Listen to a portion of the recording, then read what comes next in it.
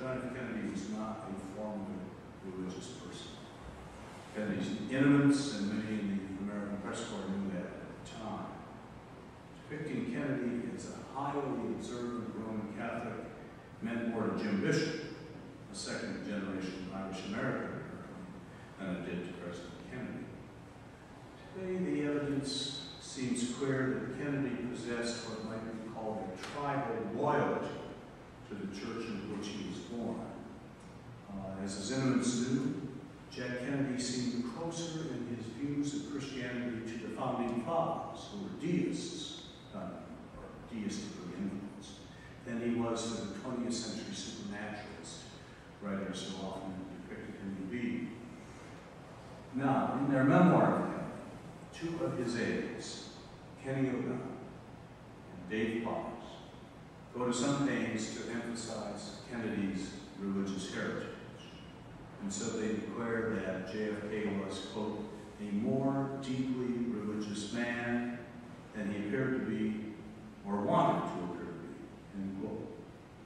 But few others who knew JFK seem to have held these views. I'm not mentioning or gathered all this because I have a book that goes to publish shortly entitled Religious but Not Too Religious, study of religion in post-World War II presidents. And so you pick up a lot of things through reading and going through the papers of the presidents.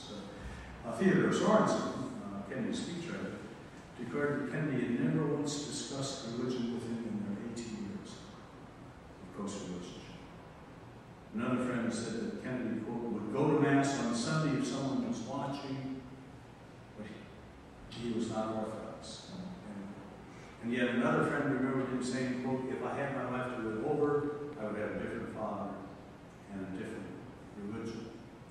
We know he supported birth control and was what came to be called pro-choice and abortion. In fact, Jackie Kennedy once said to the New York Times writer Arthur Croft that she thought it unfair to oppose Kennedy because he was a Roman Catholic. After all, she said, he's such a poor Catholic. Finally, Jean Smith, one of Kennedy's sisters, declared that, quote, Jack never became concerned with religious matters the way some of the rest of us did. And this essential indifference seems to be the key to Kennedy's religion. Politics interested him. Women interested him. Sailing interested him. The high life interested him. But religion, organized religion, did not. The evidence is clear that Kennedy, though he went to Episcopal prep schools, was not going to leave Roman Catholicism. In the words of another friend, quote, he liked the way it made him special and different in the Protestant world, end quote. And Jackie Kennedy, who had an Episcopal mother and an Episcopal stepfather, seems to have felt the same way about her Roman Catholicism.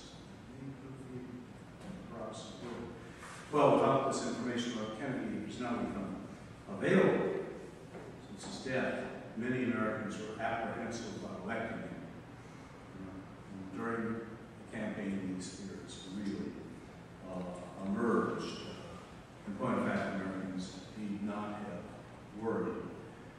The appearance was not the reality. In the religious and worldly matters, as it turns out, John F. Kennedy seems to have been his father's son. And from his teenage days on, he seems to have existed at the fringes of his ancestral church's theological tradition. Tomorrow night I'll cover Lyndon Johnson in some detail, so tonight with Johnson and the other presidents in the covering, I'll just cover them in a paragraph or two, Nixon, Reagan, and Clinton. For tonight, let me say that Johnson may have been more genuinely religious than the public ever knew. He often went to church services on Sunday.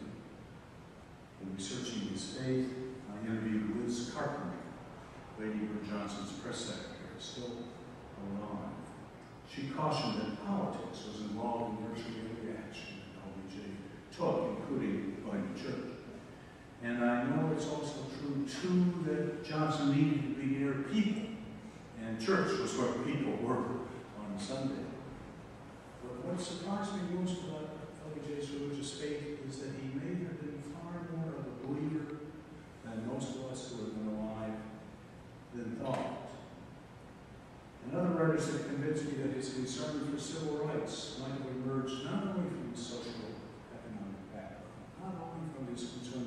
politics, although he knew he was going to lose to the South for what he underestimated his one generation Democratic Party that he signed civil rights legislation. But also it emerged from his religious background. He got it from the Lord. But of course, Lyndon Johnson remained a highly worldly man. All the time he was going to church 2 or 3 times a Sunday, driving 85 miles an hour down the back roads, trying to leave behind his Associated Press convoy. As a summary of the dichotomies in which Nixon's made, let me simply say that we probably view him inaccurately in 2 areas. First, probably we shouldn't think of him as a Quaker. I think of him very much as a Quaker. It's true that his mother and his maternal grandmother were very much Quakers. But Nixon's father was a converted Methodist of evangelical beliefs who took the family to revival meetings. And at one point, after one of Nixon's brothers had died as a boy, Nixon himself went forward to one of those revivals and accepted Christ. And the brand of Quakerism Nixon was raised in was not that of silent worship like the Philadelphia Quakers. Rather, he was raised in evangelical Quakerism. And the services of those Quaker sources were what is called program. Services were what is called program. That is to say, they featured music, hymns, ministers, and often choirs. Nixon's church in his hometown of Whittier had close ties with other evangelical churches. He played the piano at services. As a young man, he was, of all things, president of something I remember from my boyhood, the very evangelical Christian Endeavor Society. You don't think of it belonging in a Quaker church. And the Baptist tradition was not terribly strong in Nixon's home church. Many of its young men went into World War II. That's one major misassumption about Mr. Nixon. The second one involves his personal faith. From his vice presidential days on, Nixon was closely associated with Billy Graham and with the New York pastor Norman Vincent Peale. And as president, he held religious services, if you recall, in the White House. But his papers at the Nixon Library contained the intelligent, really intelligent, well-written papers. He wrote for a course loosely entitled, what I believe at Whittier, that he took in his senior year. And those papers indicate that by the age of 21, Nixon had lost his belief in the divinity of Christ, in the inerrancy of the Bible, and in the biblical miracles. And this loss of supernatural faith wasn't even temporary. As late as 1983, 9 years after he left the White House, Nixon declared in a televised interview to a reporter who had read the papers that he still held to the sentiments expressed in theological sentiments expressed about all those matters and more about Mr. Nixon, an interesting man religiously in the university. As for Gerald Ford, I am hard-pressed to find much to say about it. I don't find many differences between the currents and reality in his faith and practice. During his presidency, of course, he was viewed as a man of limited intelligence, if you recall. Lyndon Johnson coined a well-known statement about Ford's inability to do 2 things at once. The comedian Chevy Chase also made Ford into a clumsy blunderer. All this had the effect of lessening Ford in some eyes.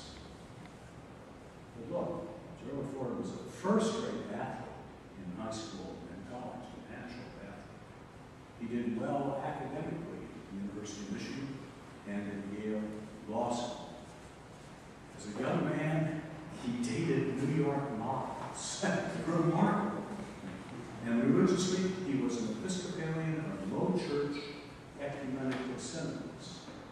He belonged to a parish located on the campus of the Episcopal Theological Seminary in Alexandria, Virginia. And its congregation was largely, not entirely, but largely